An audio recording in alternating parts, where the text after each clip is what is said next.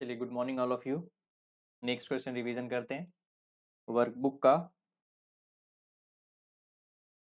Illustration number 11, page number 65। ठीक है, same process से जैसा हमने बताया, फॉर्मेट बनाएंगे, फिर डेटा फिट करेंगे, आपका आंसर आ जाएगा। ठीक है, चलिए तो पहले क्वेश्चंस में इन्फॉर्मेशन क्या क्या दे रखा है।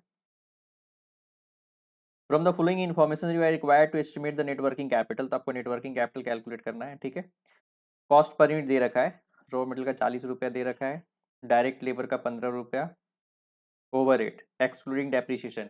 अगर डेप्रिसिएशन दिया होता तो हम लोग को डेप्रिसिएशन माइनस करना होता, क्योंकि हम लोग जो वर्क एस्टिमेशन करते हैं हम लोग कैश कॉस्ट बेसिस पे करते हैं बाय डिफॉल्ट। तो यहाँ पे हाईलाइट कर दिया एक्सक्लूडिंग डेप्रिसिएशन। अगर इंक्लूडिंग होता तो हम लोग इसमें से डेप्रिसिएशन माइनस करके अलग करते। ठीक है, चलिए तो टोटल कॉस्ट कितना आ गया मेरा 85।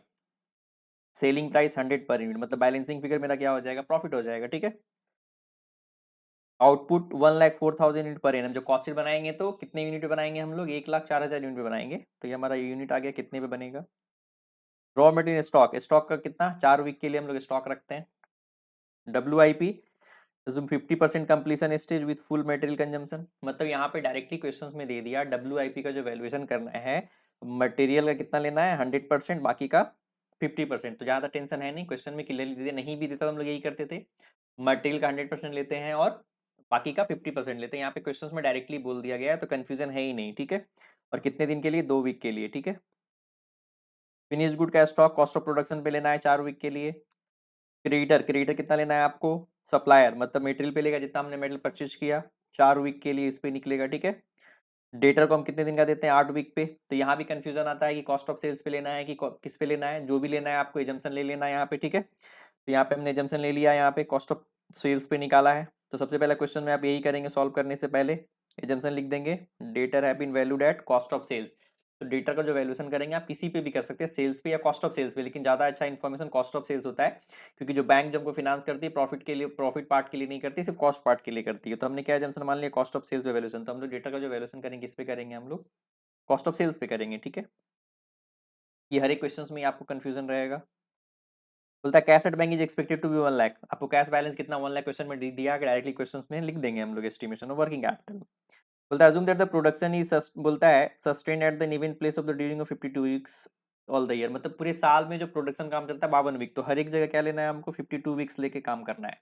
जैसे किसी में 365 लेके चलते हैं, किसी में 300, यहाँ पे डेज, यहाँ पे क्या आपको 52 वीक्स लेके चलना है। All sales are on credit sales basis. सारा जो क्रेडिट जो सेल्स हुआ है मेरा, जो सारा जो सेल्स क्वेश्चन में दिया रखा है सारा क्रेडिट सेल्स है, रेटर सब पे कैलकुलेट करना है। यहाँ भी कभी कभी मिस्टेक होता है, ध्यान रखेंगे। ऐसे नेक्स्ट क्वेश्चन में है जब रिवीजन कराएंगे तो कभी कभी दिया रहता है कि आपका जो सेल 80% है, तो पहले सेल का हम 80% निकालेंगे, फिर उस पर डेटर कैलकुलेट करेंगे। ठीक है, ये पॉइंट समझ में आ रहा है। तो यहाँ पे दिया हिंट किया है कि सारा सेल्स क्रेडिट है, मतलब आपको 100% पे डेटर कैलकुलेट करना है। बोलता है state any other assumption that you might have been while the computing. आपको एजम्पशन लेना है, ले सकते हैं। जैसे हमने एजम्पशन लिया कॉस्ट ऑफ सेल्स पे, आप सेल्स पे भी एजम्पशन लेकर के आप सॉल्व कर सकते हैं, कोई प्रॉब्लम नहीं है, लेकिन जो भी एजम्पशन लेंगे आप वहां पे लिख देंगे। तो इतना इन्फॉर्मेशन दिया हुआ है। तो हमने क्या बताया, चलिए क्वेश्चन में बहुत सिंपल क्वेश्चन है, सारा कुछ डायरेक्टली दे रखा है, बहुत ज्यादा कंफ्यूजन है नहीं, एकदम सिंपल सिंपल सब कुछ दे रखा है, यहाँ पे कुछ भी कंफ्यूजन नहीं है। सिर्फ क्या करना है आपको, कॉस्ट शीट ड्राफ्ट करना है, एस्टिमेशन ऑफ वर्किंग कैपिटल का ड्राफ्ट करना है, और सिंपल क्या क्या क्वेश्चन में जो दिया गया है उसको खाली फिल इन द ब्लैंक्स कर देना, आपका आंसर आ जाएगा। ठीक है, चलिए तो हम लोग करते हैं एक एक चीज। कॉस्ट शीट का फॉर्मेट आपको याद ही है, हमने रिवाइज करवा दिया अच्छे से आपको रिवीजन नोट में। Raw material labour expense, prime cost आता है, फैक्ट्री ओवरहेड ऐड करते हैं, WIP का ओपनिंग इसका क्लोजिंग लेस करते हैं, फैक्ट्री कॉस्ट आता है। फिर हम लोग एडमिनिस्ट्रेशन ओवरहेड ऐड करते हैं, कॉस्ट ऑफ प्रोडक्शन आता है, फिनिश्ड गुड ओपनिंग ऐड करते हैं, क्लोजिंग लेस करते हैं, तो COGS आता है। फिर ऑफिस एंड एडमिनिस्ट्रेशन ऐड करते हैं, सेलिंग एंड डिस्ट्रीब्यूशन ओवरहेड करते हैं, तो कॉस्ट ऑफ सेल्स आता है, प्रॉफिट ऐड करते हैं तो सेल्स आता है। ठीक है, अब कॉस्ट शीट को इन्फॉर्मेशन के हिसाब से आपको भर देना है। चलिए तो इन्फॉर्मेशन में क्या क्या दे रखा है, सबसे पहला क्या दिया हुआ है, यूनिट से शुरुआत करते हैं, 1,04,000 यूनिट पे बनाना है, तो 1,04,000 यूनिट पे। ठीक है, अब क्वेश्चन में क्या क्या इन्फॉर्मेशन दे रखा है, सिर्फ 3 चीज दे रखा है। क्या क्या दे रखा है आपको, रॉ मटेरियल दे रखा है, लेबर दे रखा है और ओवरहेड दे रखा है, 3 जगह, बाकी आपको कुछ नहीं है। बाकी आपको सेल्स पे डायरेक्टली प्रॉफिट निकल जाएगा, तो खाली रॉ मटेरियल, डायरेक्ट लेबर और ओवरहेड। ठीक है, चलिए रॉ मटेरियल दे रखा है 40 रुपया, तो 1,04,000 रुपये कितना हो जाएगा, 41,60,000 नॉर्मल। फिर आपको क्या दे रखा है, डायरेक्ट लेबर दिया है 15 रुपया, तो 1,04,000 यूनिट पे कितना, 15,60,000 लेबर आ जाएगा। डायरेक्ट एक्सपेंस नहीं दिया गया है तो नहीं लेंगे। तो आपका प्राइम कॉस्ट कितना आ गया, 57,20,000 आ गया। अब आपको फैक्ट्री ओवरहेड 30 रुपया दे रखा है, तो 1,04,000 रुपये कितना हो जाएगा, 31,20,000 रुपया हो जाएगा। बाकी कुछ नहीं दे रखा है, WIP ओपनिंग नहीं दे रखा है, तो यहाँ पर क्या आ गया मेरा फैक्ट्री कॉस्ट आ गया 44,20,000। अब यहाँ पे मेरा एडमिनिस्ट्रेशन ओवरहेड भी नहीं दे रखा है, ठीक है। यहाँ पे कॉस्ट ऑफ प्रोडक्शन कितना आ जाएगा आपका, सॉरी मिस्टेक हो गया,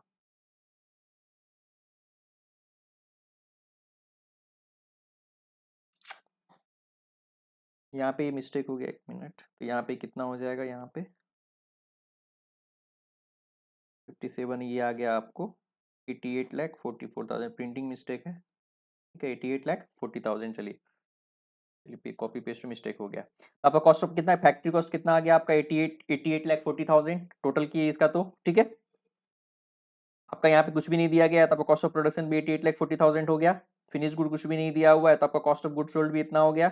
ये नहीं दिया गया है, तो आपका कॉस्ट ऑफ सेल्स भी इतना हो गया। अब यहाँ पे आपको 100 रुपये सेलिंग प्राइस दे रखा है, तो आपका सेलिंग कितना हो गया, इतना। और ये जो आया आपका किस में आ गया, आपका बैलेंसिंग फिगर 15,60 कैसे बैलेंसिंग फिगर। आपका टोटल कॉस्ट कितना आया आपका 40, 50, 80, 85 रुपया, और सेलिंग प्राइस 100 था, 15 रुपये आपका ये आ गया। तो इसे बैलेंसिंग फिगर करके भी निकाल सकते हैं आप। तो ये बैलेंसिंग फिगर में आपका प्रॉफिट आ गया। पॉइंट समझ में आया इसे, चलिए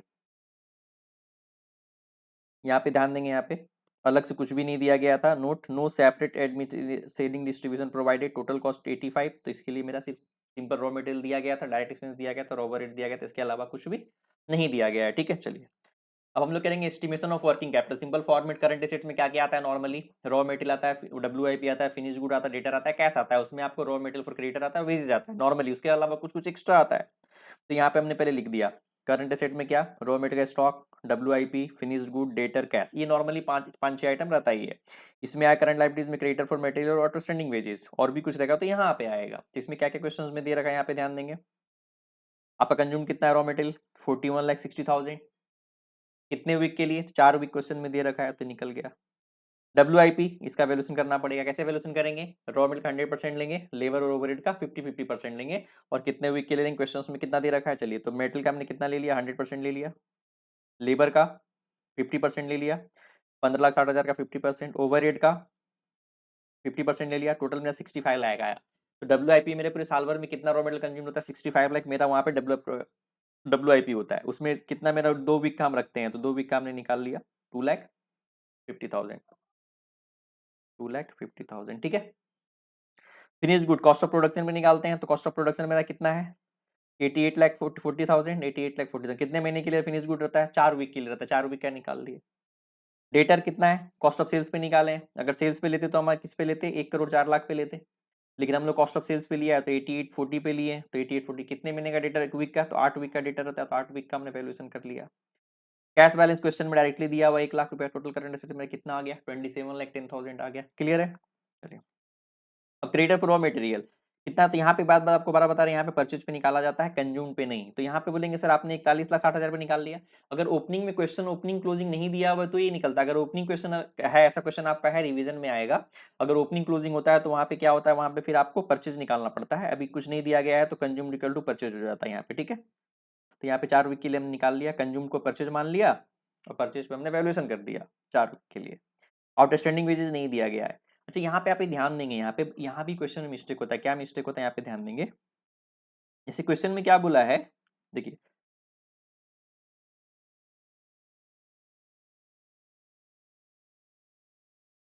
देखिए credit allowed by the supplier 4 week, सिर्फ सप्लायर आपको क्रेडिट अलाउ करता है। अब यहाँ पे बहुत लोग क्या ध्यान देते हैं ना कि वो लेबर पे और ओवरहेड पे भी निकाल देते हैं, लेकिन आपको नहीं, यहाँ पे सिर्फ क्रेडिटर किसके लिए क्रिएट करना है, सिर्फ सप्लायर, मतलब जो रॉ मटेरियल लेता है। लेबर और ओवरहेड पे क्रेडिटर नहीं क्रिएट होगा, ध्यान रखना है आपको, यहाँ पे मिस्टेक होता है। तो हमने यहाँ पे ट्विस्ट पॉइंट में लिख दिया है, ठीक है, ट्विस्ट पॉइंट में हमने ध्यान दे दिया है इसके लिए। सिर्फ रॉ मटेरियल क्रेडिटर 4 वीक दिया गया है, ठीक है, वेजेज ओवरहेड के लिए लैक्स नहीं है, तो उसका नहीं लेना है। बहुत लोग ये मिस्टेक करते हैं, कॉमन मिस्टेक है, ये सब चीज ध्यान रखना है आपको, ठीक है।